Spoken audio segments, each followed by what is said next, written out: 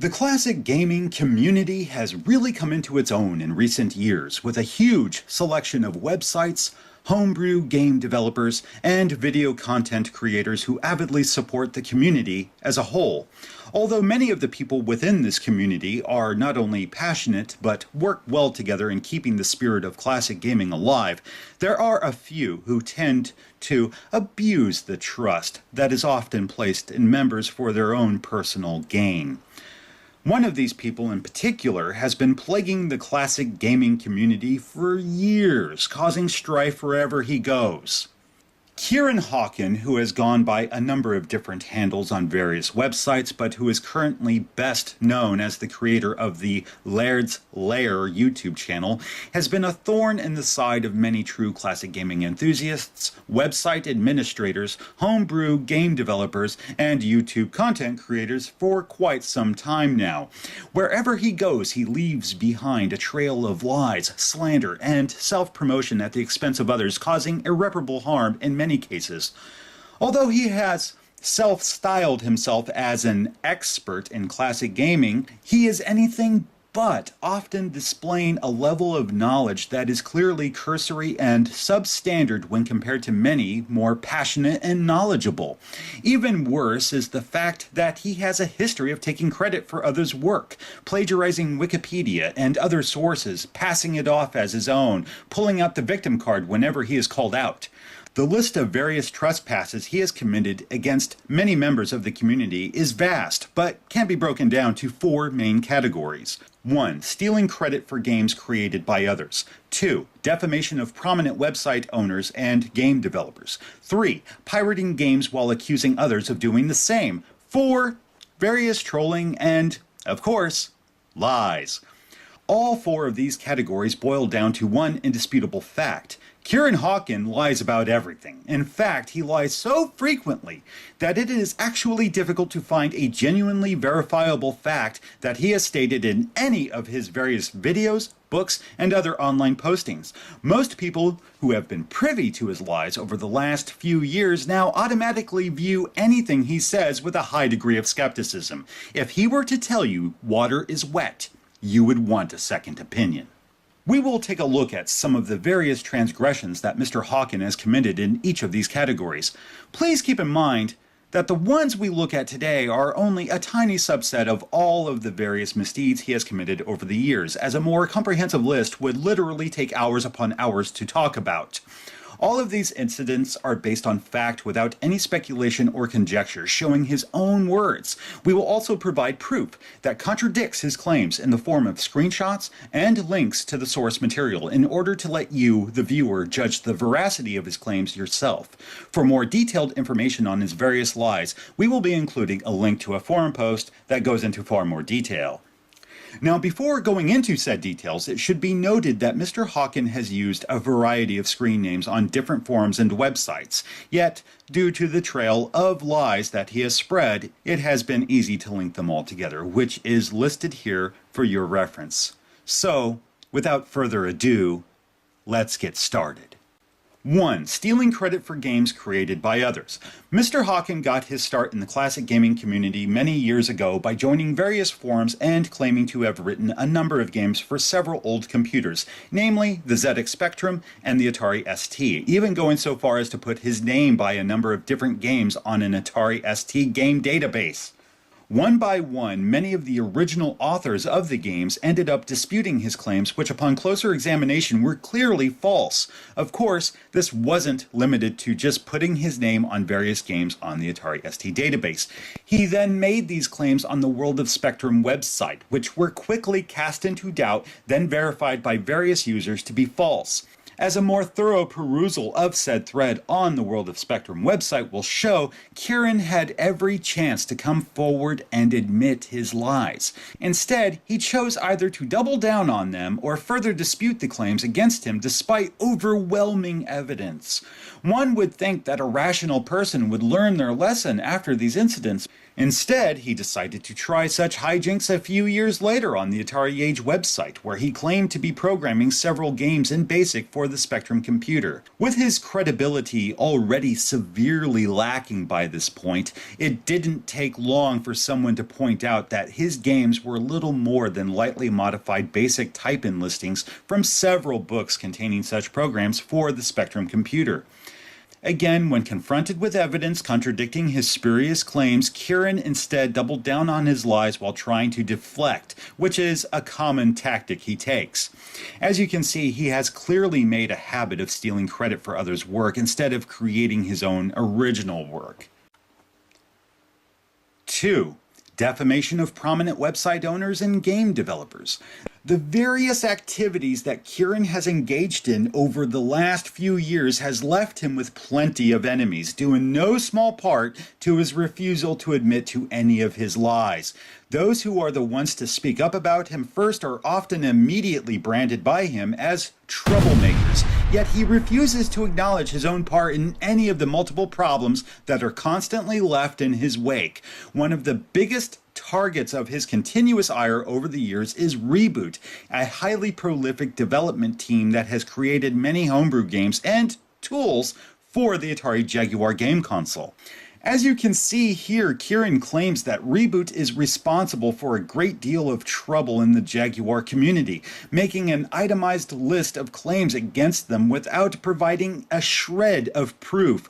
While one may be tempted to take him at his word, a closer examination of these claims will quickly reveal them to be explicitly false. Let's take a look at a couple of the claims he makes here. Yes, they destroyed the Jaguar community and chased away the best developers. Anyone who has been a member of the Jaguar community since the late 90s or early 2000s would know that it has long been a cantankerous group of people. Drama existed there long before Reboot first appeared in 2008, with many of the developers listed there having already split away from others long before then.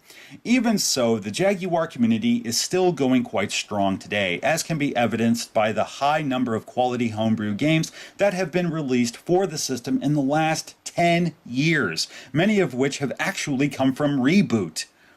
Atari Age, as the single biggest Atari-related website and one of the largest and most prestigious classic gaming websites in the world, has had a few troublemakers over the years. Yet, it has been pretty difficult for members to be banned from there, even after multiple offenses. Despite this fact, Kieran, as well as several of his friends, managed to accomplish this in style, due to many of them causing disruption with their war against Reboot. How exactly any of Reboot's actions have led to destroyed marriages or lost jobs can only be left to one's imagination, as Kieran offers no proof of these allegations. One of the problems that Kieran has displayed over the years is his inability to distinguish different homebrew developers from each other. In this particular case, he is most likely referring to the U235 sound engine for the Atari Jaguar, created by AA Forum member Linkovich, who has never been a member of Reboot. As we can see here, Kieran is claiming that the U235 sound engine uses code stolen from someone else. The problem with this claim would be immediately apparent to any developer who tried using both sound engines. Not only do the sound engines have different capabilities, but the same sounds played through each engine most often end up sounding slightly different. Furthermore, neither of the sound engines have been released in source form, so it is next to impossible to determine that they are similar in any way, even when disassembled. While Reboot has been one of the largest targets of Mr. Hawkins' ire, they are far from the only ones. As we can see here, Kieran did a video review of the Sega Megavisions magazine, giving it a largely negative review. What he failed to disclose was the fact that he had applied to be a writer for this very same publication but had been rejected, as you can see by a comment left under the video by the editor-in-chief of the magazine. This incident alone should raise questions about Mr. Hawkins' journalistic integrity. 3. Pirating games while accusing others of doing the same. As we already saw earlier, Kieran doesn't seem to have a high opinion of anyone who sells other people's work for their own profit. Here is more evidence of this. Unfortunately, this appears to be yet another case of Kieran displaying his complete lack of integrity. One of the many ways that Kieran Hawkins supplements his income is by selling various gaming media through eBay, as can be seen here under the name Retro Originals. A quick perusal of the titles he has listed on his store will quickly reveal a variety of different games, videos, and demos for the Atari Jaguar game system. Unfortunately, he does not own the rights to sell any of this material, yet accuses others of doing the same thing. Hypocritical much? 4. Various trolling and lies. After seeing some of the previous exploits of Mr. Hawken, it should come as no surprise that he has either been banned from or left on bad terms multiple classic gaming related forums. One of the sites listed here was another Atari Jaguar related site called Jaguar Sector 2, which is now defunct. Shortly before being banned from Atari Age, he denied having been banned from this site. Unfortunately for him, his attempt at obfuscation didn't work, as other AA members had access to another forum and spotted his post where he admitted to having been banned after all. Surprisingly enough, he also had tried to deny being banned from Atari Age. Here he insinuates that he could return to Atari Age if he wanted. Of course, this would be difficult to do since his account on Atari Age is still banned. Score another one for Mr. Hawken in the lack of credibility column. Of course, his misdeeds don't just end with forum posts. Mr. Hawken has become a prolific author over the last few years, having published a variety of classic gaming related books, many of which are sold on Amazon. Without going into the veracity of the contents of these books, it should be interesting to note some of the reviews that have been left about his books. Not all of the reviews for his books are negative, true. In fact, there are plenty of overly enthusiastic positive reviews that quite obviously come from a sock puppet account. Using sock puppet accounts to try to give himself more credibility is behavior that Mr. Hawken has exhibited for years, even using such accounts on other forums to agree with whatever lies he was dispensing. Naturally, he has brought this practice over to reviews of his own books, as can be evidenced by the large number of positive reviews for his books by this Retro Girl account on Amazon. Keep in mind that there are no verified purchase tags by these reviews, clearly indicating that the reviewer didn't purchase them on Amazon, something that is often a hallmark of a sock puppet account. What is also not surprising is that there is a negative review left for a book that is similar in style and content to his own books in an effort to boost his own profile at the expense of others. Now, what's to say that this Retro Girl account belongs to Kieran? Just a quick inspection of the contents of many of the reviews makes it quite obvious to anyone who has known Mr. Hawken for more than a cup of coffee, thanks to the reviewer's statements of having grown up with both the ZX Spectrum, Atari ST computers, as well as their frequent trips to Tenerife, a place where Kieran has been known to spend time. Which, of course, leads us to one last incident regarding an article that Mr. Hawken wrote about the unreleased Atari Panther console in the Pixel Nation magazine. Considering his already sordid history of not letting the truth get in the way of a good lie, it's unsurprising to note that the article was full of inaccuracies. What was surprising, however, was that he was called out on this by none other than Leonard Trammell, former Atari executive and son of Jack Trammell. Conclusion? As we can see by the mountain of evidence presented in this video, Kieran Hawken is a veritable fountain of lies. As stated before, whenever he is confronted with evidence that contradicts his claims, he doubles down and deflects. Whenever that fails, he will dip into his well of excuses in order to deflect the accusations by bringing up his supposed mental and physical health problems. Although it is undoubtedly true that he does have some type of mental issue, as evidenced by his inability to tell the truth, they are by no means an excuse for his bad behavior or mountains of repeated misdeeds that he has committed over the years. He tries to use whatever pitiful excuse he can to deflect attention away from his misdeeds instead of doing the honorable thing by admitting his mistakes and taking some personal accountability.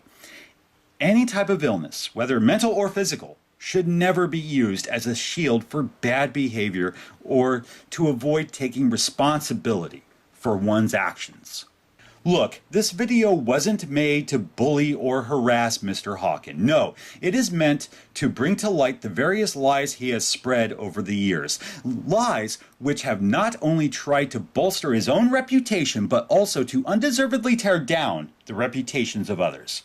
We too hope that this video and its wide dissemination can serve as a wake-up call for Mr. Hawken, bringing to light how his lies have hurt the community as a whole.